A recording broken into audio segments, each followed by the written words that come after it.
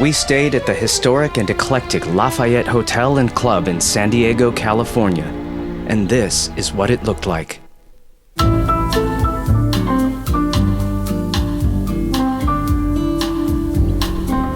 Since its opening in 1946, the LaFayette Hotel and Club has been a symbol of leisure life and glamour in the area. Walking into the lobby, it feels like a city within a city, suspended in time. But what time exactly? Is it really a flashback or more like a dream?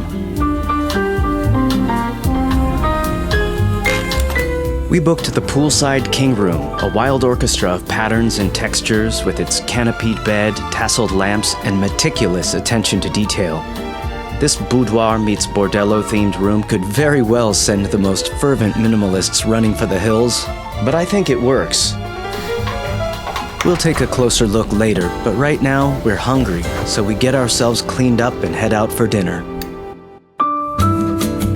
The pool and lobby bars are hopping as we make our way to Quixote, an Oaxacan-style restaurant with dark decor inspired by and derived from abandoned Mexican churches.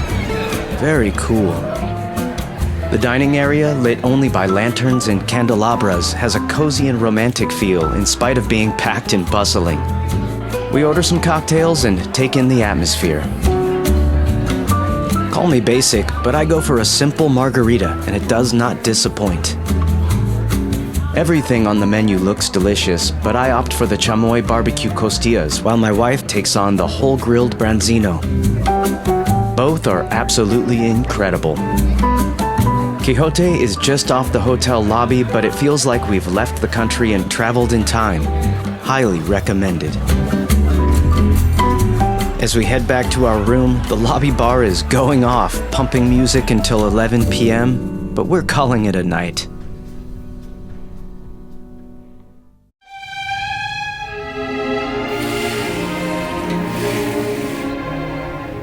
Good morning. It looks like people are already claiming lounge chairs by the pool. We'll get out there soon, but first, let's take a closer look at this room. The natural light really makes the colors and patterns come alive. For coffee, we have this cool Smeg kettle and some Blue Bottle instant coffee. You could say that the minibar is the real star of the show, with its expansive collection of spirits curated by tiki expert Paul McGee. The TV is hidden by window curtains, which I think is a nice touch. No dresser, but there's a closet and this vanity. The bathroom ties into the pool area with its black and white motif accented by mint green ceramics and brass hardware. It seems that no detail is too small for the Lafayette. Even the light switches are unusual. We're eager to get some coffee and breakfast, so we make a move to the lobby.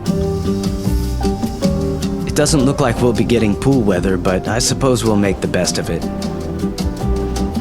We stop into Beginner's Diner, a near-perfect representation of what I would say is a classic 1940s New York-style diner.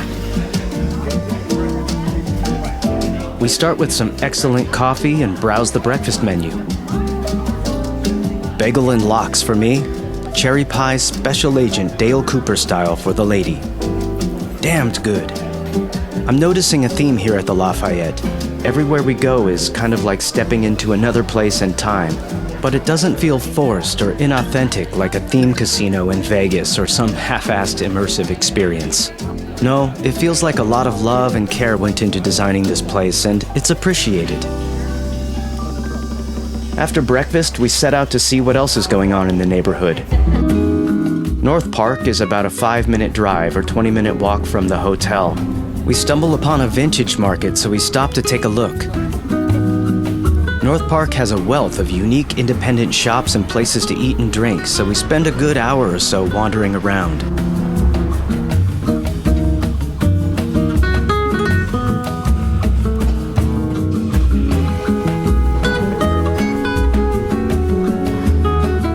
There's no shortage of perfectly curated gift shops and boutiques, and day-to-day vintage draws us in.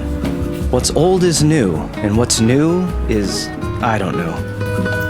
These vintage bass penny loafers match my wannabe Ivy prep aesthetic, but unfortunately, they're not my size.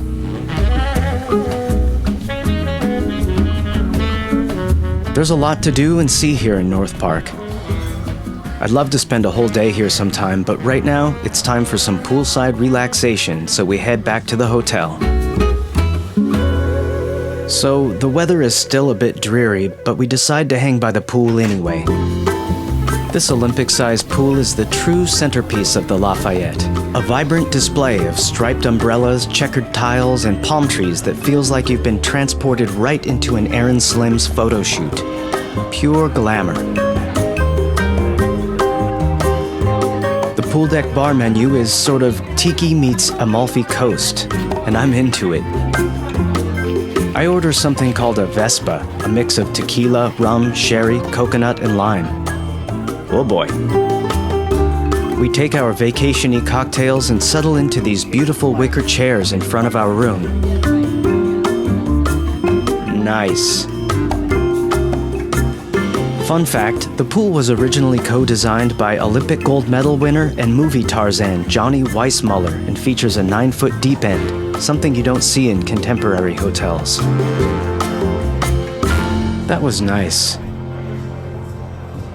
Next, we saddle up at the lobby bar for a pre-dinner cocktail.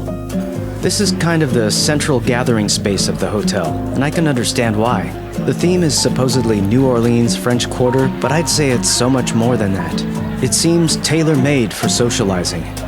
I order a martini and holy smokes, it is fantastic. And from the looks of things, it seems like a popular choice.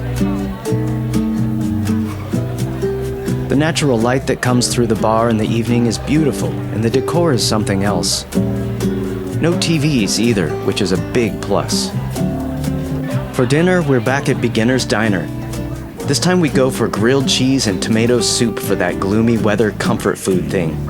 These milkshakes look like they could solve all of life's problems, but I exercise some self-discipline, for now. Then it's the Gutter, an old-school game room-inspired bar with classic cocktails, skee-ball, billiards, and 2 full-size bowling lanes. The Gutter is open until 2 a.m. every day, and you can book ahead for an hour on the lanes. We throw on some courtesy bowling shoes and get down to business. I'm far from pro and usually happy if I break 100, but we do our best.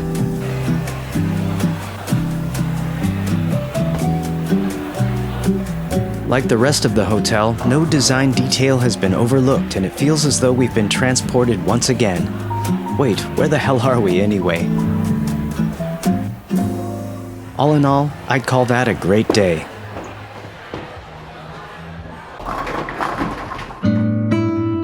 All is quiet this morning at the Lafayette.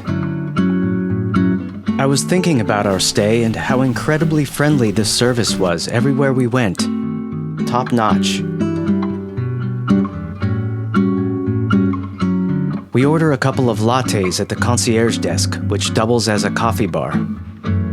Sadly, due to a private event, we weren't able to visit Lulu's, the beautiful bar and event space that hosts live jazz and incidentally was the set of that famous You've Lost That Lovin' Feelin' scene in the film Top Gun. We'll check it out next time. We grab a couple of cute souvenirs and make our way home. So that was the Lafayette. What a lovely visit. I hope you enjoyed it, and I'll see you next time.